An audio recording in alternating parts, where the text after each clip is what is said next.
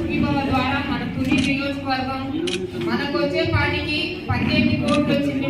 మన రైతులు లబ్ధిదారులు వచ్చేసి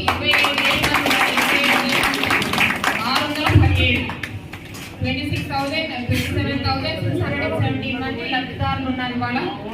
అలాగే మన కోట్ నందూరు వచ్చేసి 7,768, తొండకి వచ్చేసి 8,422, తుని వచ్చేసి 11,422. ఇంతమందికి కూడా వాళ్ళ 18,65 లక్షలు రావడం జరిగింది.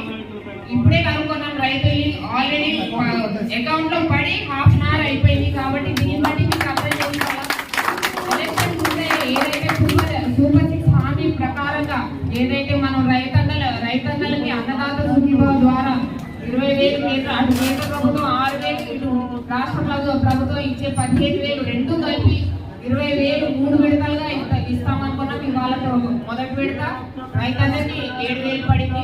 ఒకటే అందరూ గుర్తు పెట్టుకోండి, ఇవాళ మనం ప్రతి ఒక్కరు కష్టపడేది మనకి మన కుటుంబానికి ఒక 4 ముద్దలు పొట్టలోకి వెళ్ళాలని.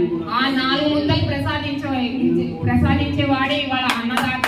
ఆ అన్నదాతకి వాళ్ళ ప్రభుత్వం అన్నదాత సుఖీభవ అనే కార్యక్రమం చేపట్టాం. ఎప్పుడు అన్నదాత ఇవ్వాలే కాదు, ఎప్పుడు అన్నదాత సుఖీభవగా ఉండాలి. Thank you very much.